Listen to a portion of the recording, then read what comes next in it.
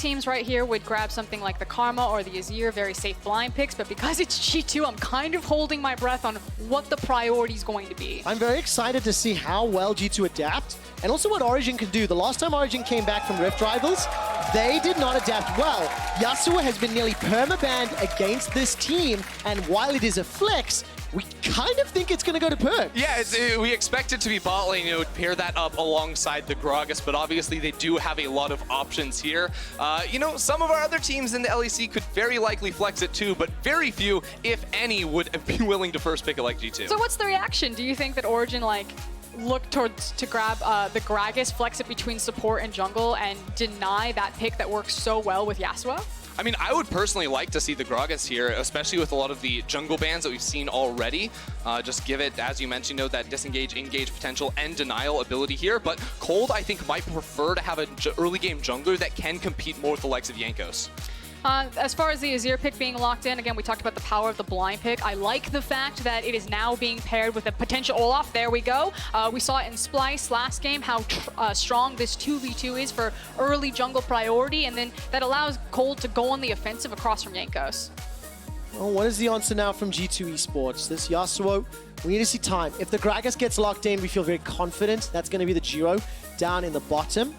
And there's the hover. Where do they go next? A couple seconds more.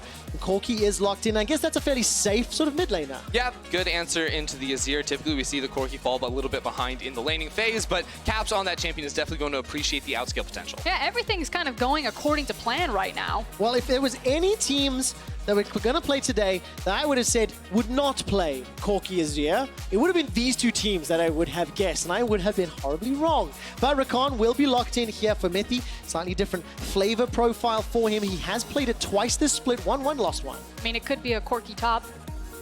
I don't think it is, but it could be. It's G2. What would need to happen? What would need to happen for that to be true? Like, would it be specific matchups or something? I mean, technically, you have 3 flex picks that came out of G2, and we kind of called them the trendsetters for 9-14. I hear that G2 pay a lot of attention to what happens over in China in the LPL. Corki top's a big pick over there, and Alphari does love ranged matchups. Okay, let's do it. I want to see that happen. I don't think it's going to be, but there's a potential. I was trying to get you excited. I would love for it to happen. Give Wunder the Corki and let Caps play something ridiculous.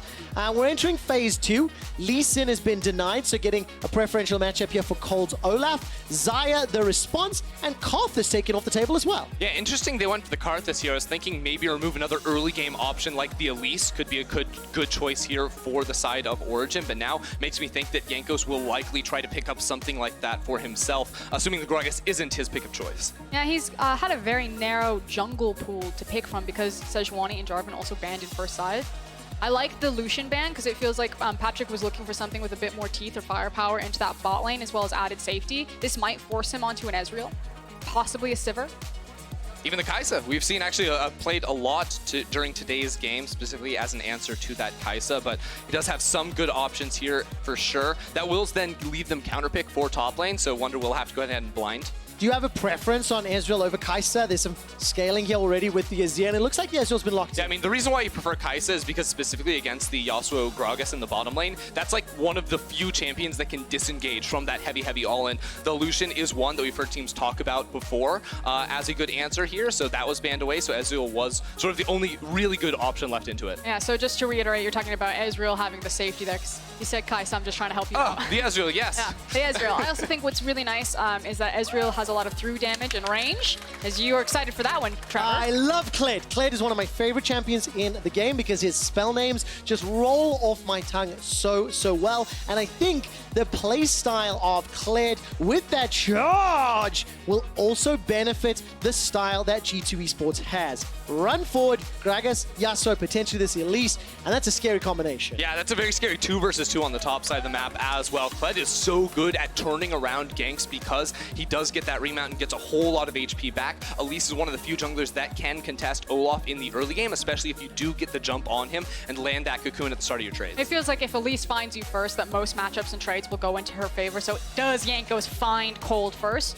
In terms of what Alphari is probably going to grab here, he could go for something. Oh, I was going to say Kennen, but Jax would be fun.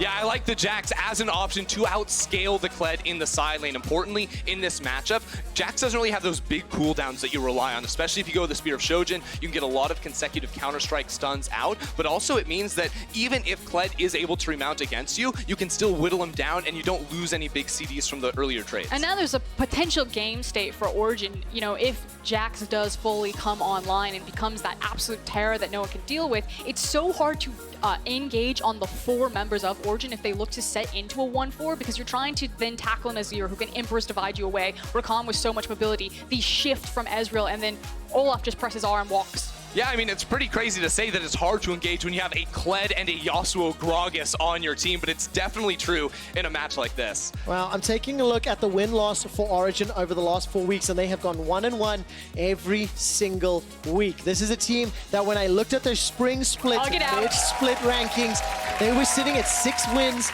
and 6 losses, and they did manage to ramp up and scale to finals. The reason I bring that all up, this weekend, Origen play G2 today, they play Fnatic tomorrow, and then we need to see how well they can scale up towards playoffs, because I am starting to get a little nervous for our second place spring squad. I mean, frankly, when was the last time that Origen took a game off of G2? Hasn't it been like 7 straight losses at this rate? It is indeed 7-0 straight losses. I actually have a prepared graphic for that. Thank you for stealing it from me. Let's jump into game. It's G2 taking on Origen.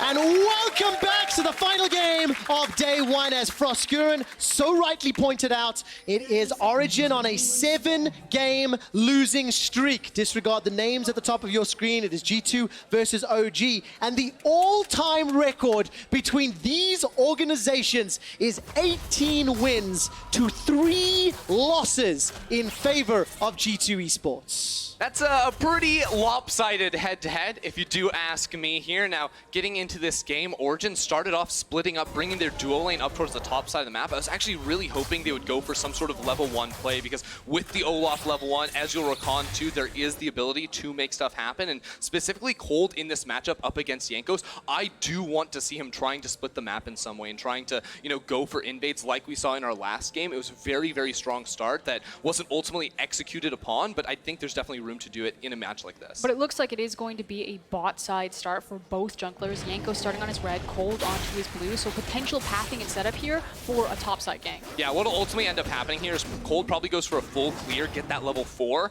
and then maybe look to protect top side around the same time that Jankos would be in this lane, because as you mentioned, this is a potentially vulnerable lane, especially because Wunder with the bear trap on the rope does provide good gank CC. So the question I'm then going to have for you is, how do these lanes play out while the junglers are building up for the next few minutes? We've seen Corki Azir a bajillion times, so I don't want to go into it, but the Yasuo Gragas for PerkZ and Mithy, it is something that we've heard was banned a lot because of the performance they had in scrims. So Frosk, that in combination with Kled versus Jax, you know, where do you want to start in terms of how these lanes are going to play out? I mean, the scary thing about Yasuo and Gragas is anytime that you see it, there's always going to be a break point where they feels like they have kill pressure on anyone. It feels like with having the Guardian on Rakan and then having very mobile, very safe champions for Patrik and Mithy, they're just trying to absorb a lot of that pressure. Level 4 is kind of the big window for me, but obviously if someone just absolutely mispositions, Yasuo and Gragas can make a lot of damage 2 to 3. They definitely can. Now, I would like to check in on the top lane very briefly, because what we did see was Alphari taking very forward trades against the Kled at level 1 with the Counter-Strike, assuming that if he can dismount the Kled and then get access to his leaf, it's a very heavy kill threat in that lane. So Wunder had to back away from the lane and allow Alphari to get this big push.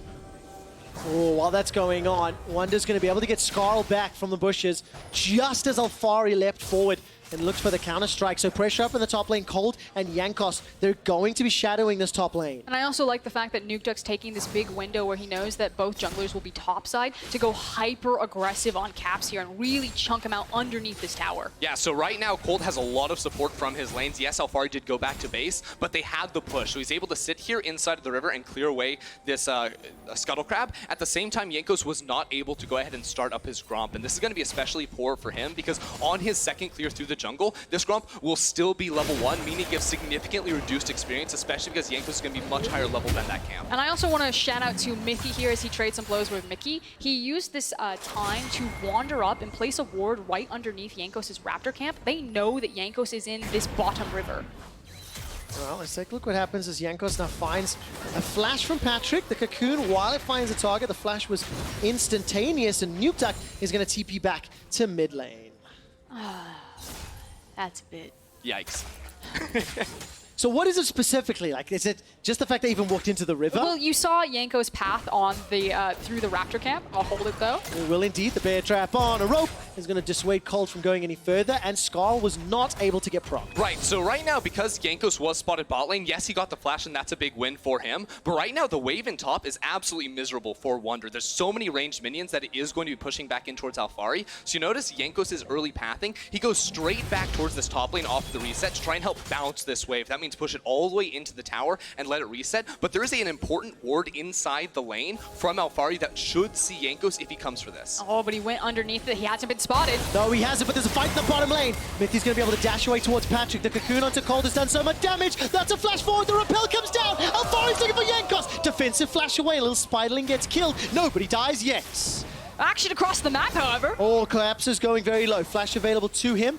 Nukeduck is get pushed away, and no, Jankos not going to be able to come mid. Such a bold maneuver from Jankos there, but he's now pathing towards that mid lane. I think he wants to get involved with this. Doesn't have access to flash, so if he looks for the dive, very risky play. Either that or he's trying to find Kold pathing back. Yeah, and Kold has still not gone back to base just yet. Finally going to get that reset off now. Jankos comes in from the side. Nukeduck will have to flash. Yeah, Nukeduck's so low on mana as well. Just enough to get over the wall. Blast cone's available to him. Nobody's leaving the bottom lane, and beautiful defensive play across the rift. Yeah, very well to disengage from that. Again, Jankos looking for a hyper-aggressive play. The fact that he just flashed and went for the dive top lane and then cleanly passed, knowing that Kold has been forced out of the jungle to get behind Nukeduck. Yeah, so Jankos does win that trade there, and of course applies a lot of pressure into the mid lane, but Kold should come out of this with a pretty hefty experience advantage, because again, Jankos is just clearing his Raptors for the first time. The Gromp camp that we mentioned earlier is still at level 1, so he's going to be a little bit behind in terms of overall experience, especially now because he's also going to be skipping out on that Krug camp,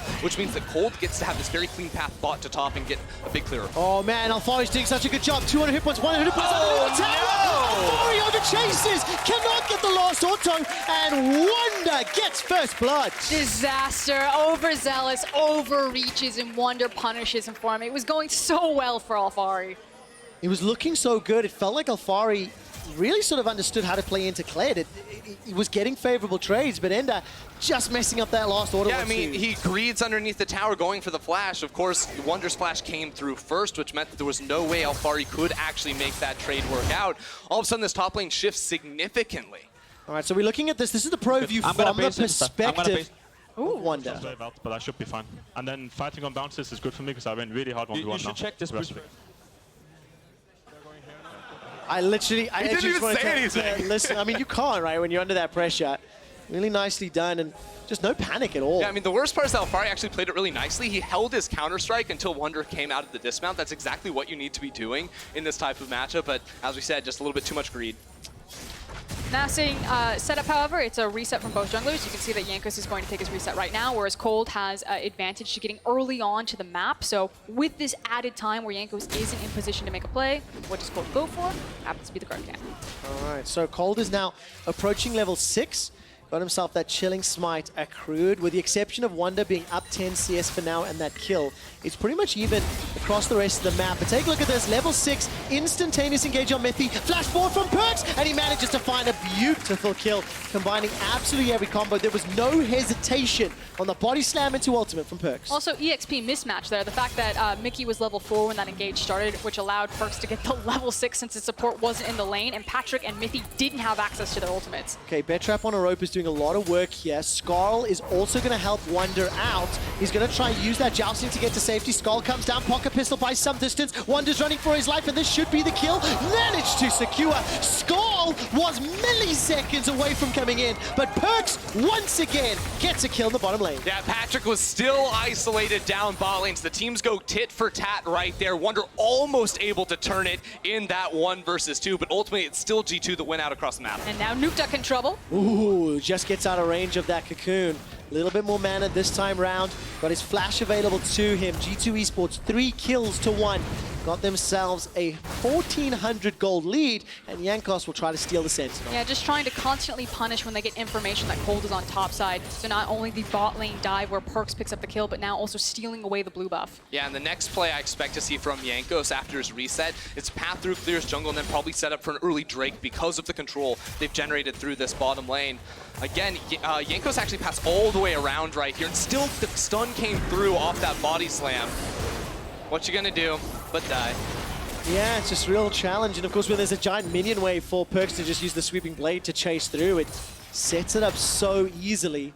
PerkZ has got himself the Kershi Shard, Zeal, Berserker's Greaves, and the 70 CS accrued at the 9.5 minutes mark. And this is already looking a little bit scary, as G2 have just got so many tools in their kits to dive forward and make proactive plays. I think it's very scary for Origen right now across from this Yasuo and Gragas combination. It feels like PerkZ is especially going to have the confidence, but any time that Exhaust is up to look for the kills, that's a very far trip from home, Wunder. It is. He's okay because he can ult out. Yeah, he's got himself the Goro build with 3 long swords and a Doran's blade. Maybe he's trying to arm Skarl as well. Ended up using the charge defensively.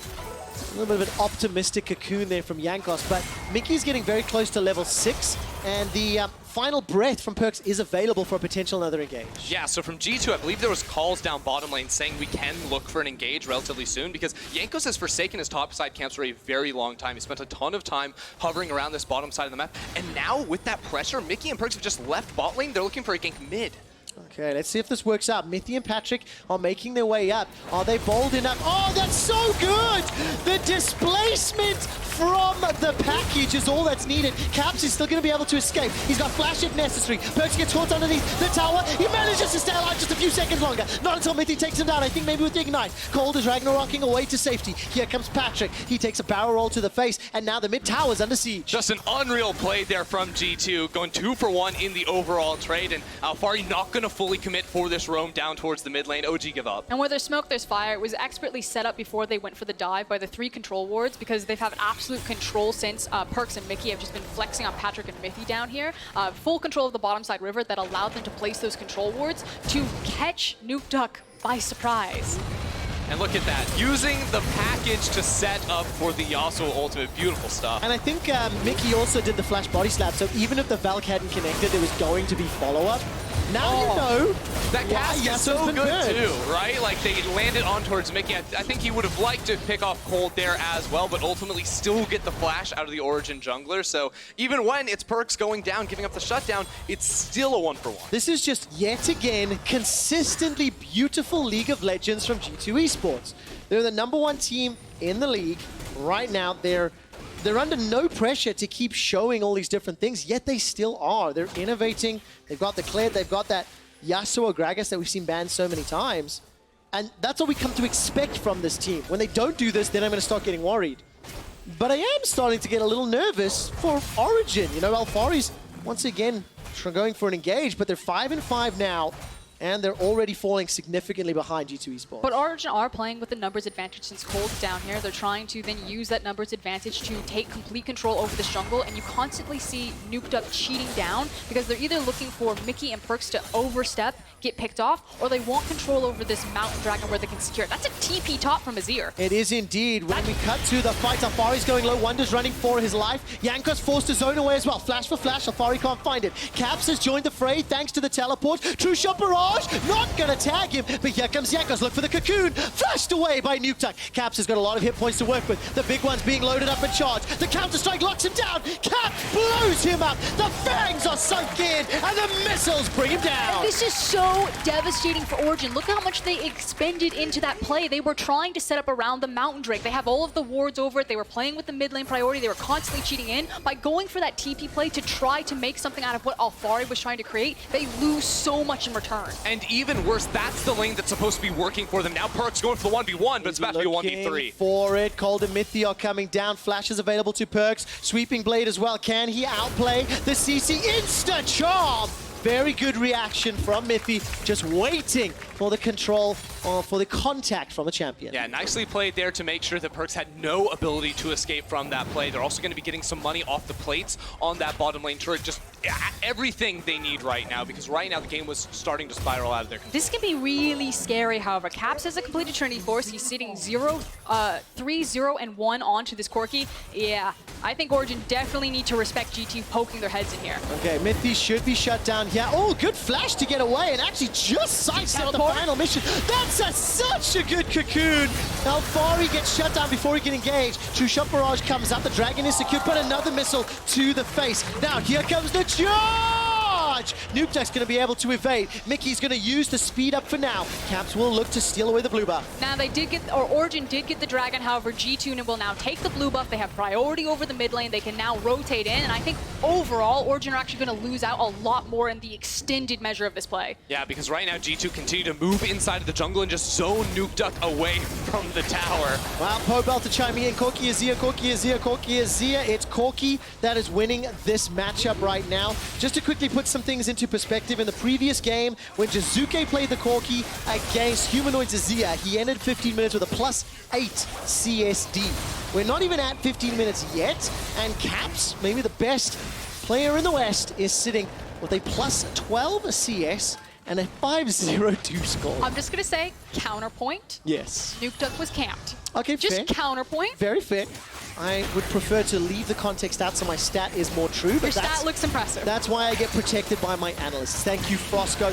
Skarl is going to get popped as Wunder's under pressure. Nukeduck puts down the Empress Divide, and here comes the engage from PerkZ. It's yet another kill. The 11th in 15 minutes. Gragas barrel is just about available, and Body Slam could get him over the wall. Do G2 fancy any further chases? And the answer's no. Nope. Origen keep trying to match the pace of G2, though, but G2 are better at their own game. Caps is split pushing down that bottom lane, picking up the turret, while the rest of the team is willing to get down and dirty and continue to win these fights. Oh, I wondered if PerkZ was going to follow that with that breath of his, but he didn't. He's still sitting on the static shiv, by the way, and a whole boatload of cash, 1,500 in his coffin. Because there's no reason to try to overextend for a play like that. You have Caps, who is just pushing in the bot lane, and as long as PerkZ and Mickey actually just stay alive here, them being around dissuades Origen from committing to the Rift Herald, and they allow Jankos to then get back into position, so G2 can now start exerting some of their force around this Herald. What are your guys' opinions of, like, reviewing Origen's performances this weekend? As I've mentioned already, for me, against G2 and Fnatic, this is a taste of what could happen in playoffs, and for me, these are important games.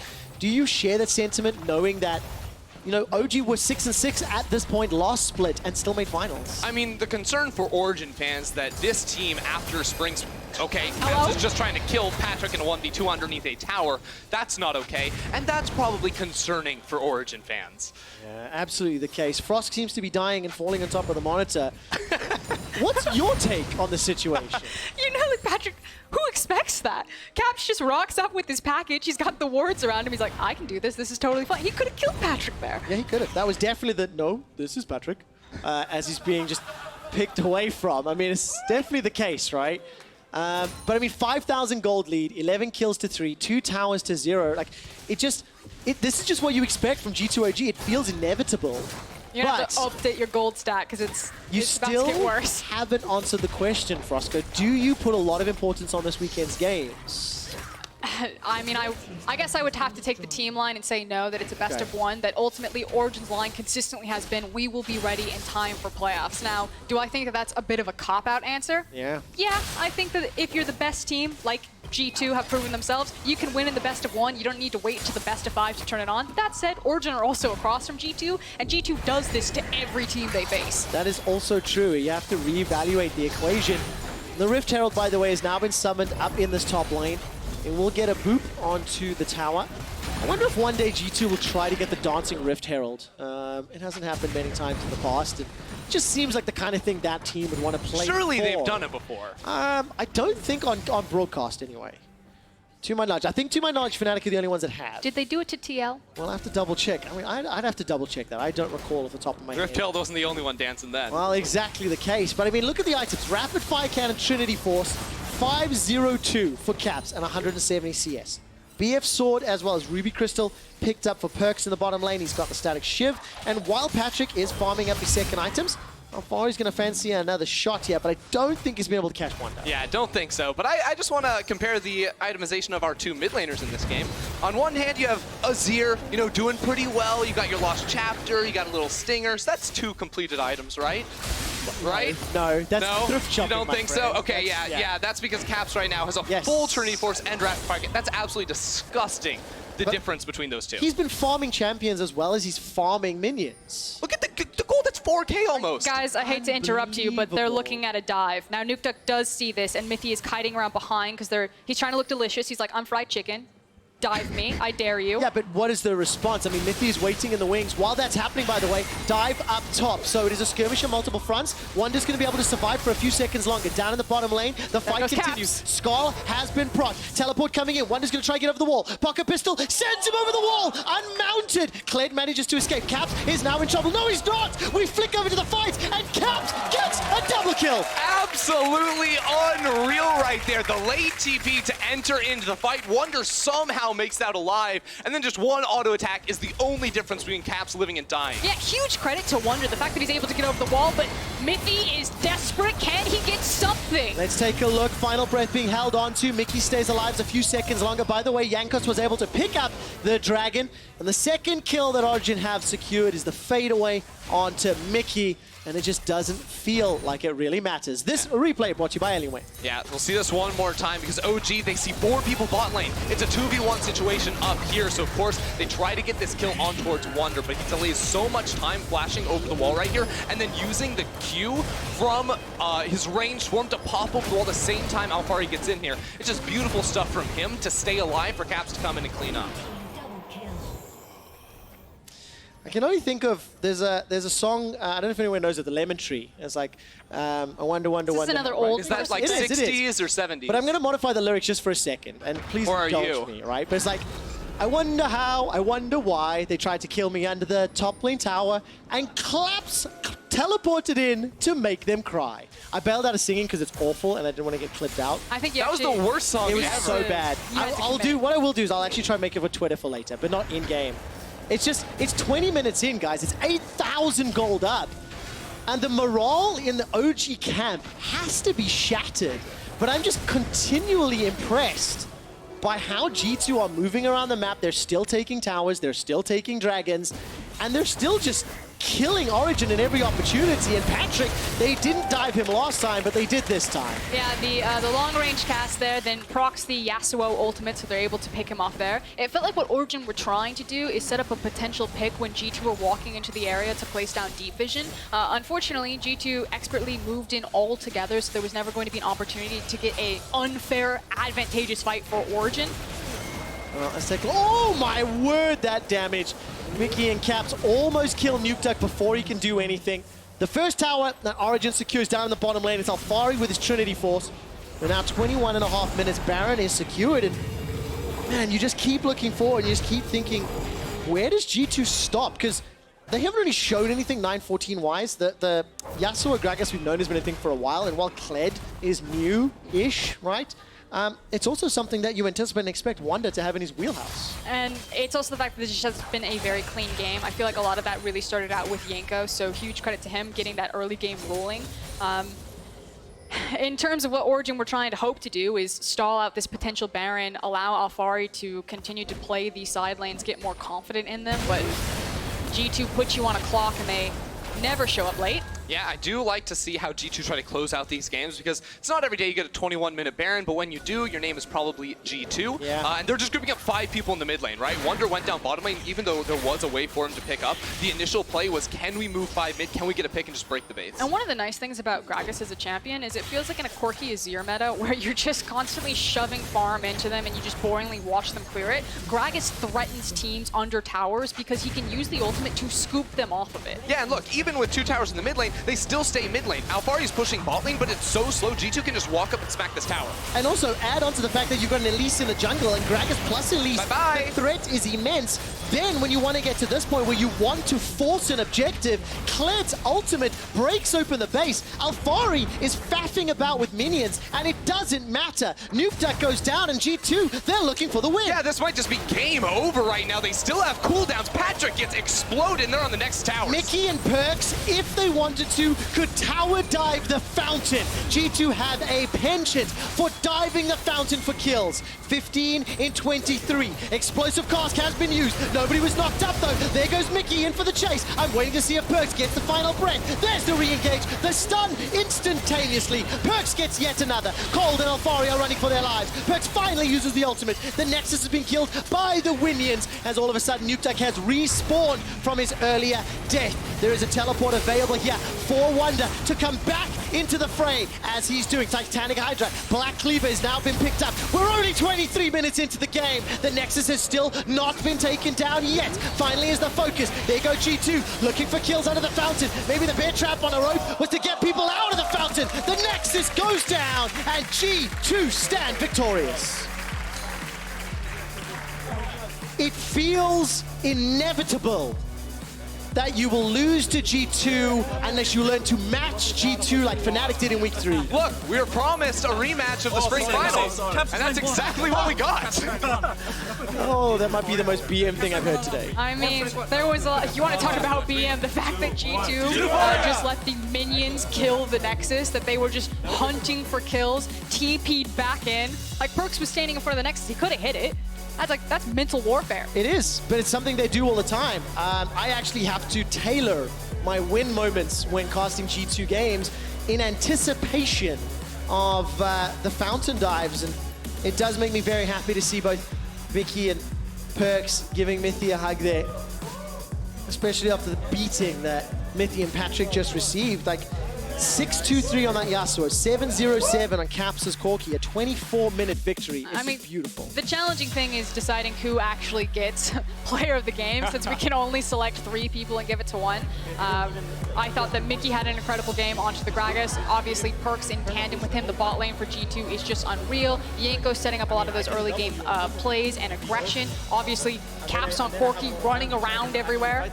Well, just an update, by the way, Mithy will be joining us on the post-game lobby once we wrap up the day and the winner's interview. And I just have to step back, and I keep looking forward. You know, for G2, it's almost a certainty they'll be in finals. That's how it feels right now.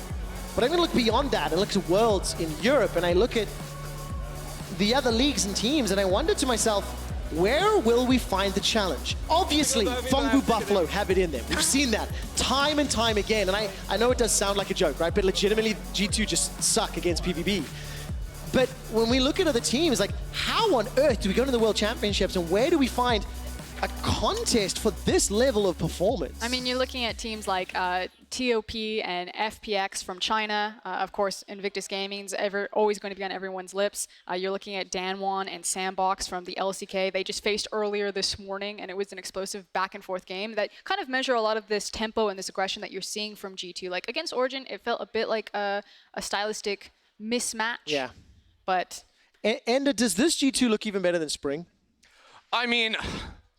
they look just as good, honestly. It's so hard to say, because like sometimes they win their games in 19 minutes, sometimes they take 24. You know, they go for the late game really in a lot of these. But ultimately, this team just plays so fast, they play so well that it's really hard to judge, because all they wait for is just one mistake from the enemy team, and that's when they pop the trigger. So sometimes teams wait a little bit longer to make those mistakes. Sometimes they don't, and that determines how quickly this team wins. Unbelievable. By the way, your suggestions for Kia player of the game are Jankos, Caps, and PerkZ. Yes, we're aligned this time around. Again, everyone deserves a shout out because Wunder and Mithy are on the board. Mithy, God tier Gragas performance. Wunder, some fancy footwork onto the Kled there. I know that you weren't having the greatest time with Alphari, but that was a cool shift over the wall. But I've got a question with that, actually, because when I look at the game, you mentioned it very clearly. I was trying to do the CSD, fudging the numbers, that Corki this game better than Corki last game, but obviously multiple ganks mid, a lot of attention.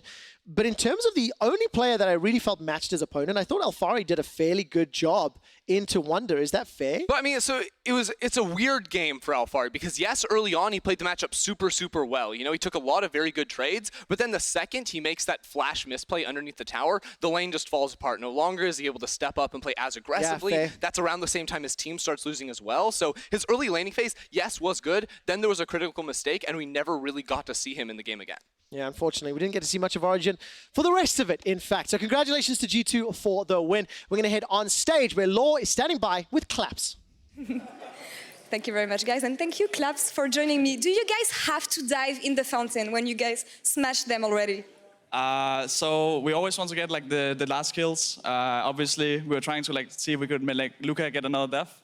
Unfortunately, he had stopwatch and he ended up surviving, but I wouldn't mind if he tanked a little death there. All right, well, at the beginning of the game, I noticed a lot of happy faces on your side, not so much on Origen's. And knowing that they're on a 7-game losing streak against you, do you think it impacts the game, knowing that? I mean, it could be. It doesn't really impact our game, but maybe it impacts theirs. I think the reason we just go in happy is like that's what we do every game. Yeah. Especially this game, we had a lot of fun. And I mean, I was hoping to get the Tristana, but instead I ended up with a Corki Azir matchup. So, yeah. That's a spoiler here, Tristana. Yeah, I mean, I'm at Tristana one trick now. So. Oh, well, tell me about it. Why does it work in the mid lane, and can we expect to see you on Tristana soon? I mean, so basically, you just get level 2, and then you jump on any mid, and you one-shot him with like an E and Ignite. And then it basically works every game. Unfortunately, I was forced into the Corki Azir matchup today, and I couldn't pull it out. All right, well, I'll see. I hope we can see these picks soon in your hands now. Since you guys are so dominant, what are your personal goals for the summer split? And please don't say winning the split, because that's a given. I mean, I think we're just aiming to win every game. I mean, obviously, going to the split, we wanted to get the 18-0. But unfortunately, it didn't really go our way. But now we're just trying to secure top 2 and then play as good as we can in playoffs and also play in a way where we can be confident going into Worlds. A bit more about you now, because I had to look for some stats. I mean, you guys are winning so much, I'm running out of topics when I have to interview you guys. So looking at your stats, I noticed that you're the mid laner in the LEC with the lowest damage percentage. And knowing you, I think it's interesting. So do you have an explanation for this? I mean, I think damage sense is like depends on my team's damage well, and I think all my teammates do a lot of damage. I also think a big reason is probably that, again, every other mid laner is playing a lot of Corki Azir. I know this game with Corki I had like the most damage by far, but the other weeks I was playing a lot of, I mean, basically assassins and stuff like this. So if you compare that to like the likes of Azir, you don't really get the same damage per minute. I agree on that. Thank you for the explanation. Now, last question for you. There's something in Europe about wanting to find the next big mid laner. So I want to know, who's the next baby caps? I mean, there's a lot of rookies looking really strong. I think we have like 5 rookies in LEC right now. I mean, if you don't count last split. I think probably Humanoid is looking the best. But leaders also look really good today. So it's definitely interesting. There's a lot of really strong rookies. And let's see who shows up in playoffs. We'll see about that in the future. Now, I was just told that you were player of the game. Nothing surprising about this, I hope. I mean, it was a quite crazy game. We were kind of trading a lot mid lane, and then we were like trying to dive him as well and stuff like this, and we were just fighting all over the place. So it was a fun game. Yeah. Well, congrats on this one. Hoping to see more crazy game from you guys, and I'll see you tomorrow. Now to wrap up the day, let's send it over to PGL. Take it away, guys.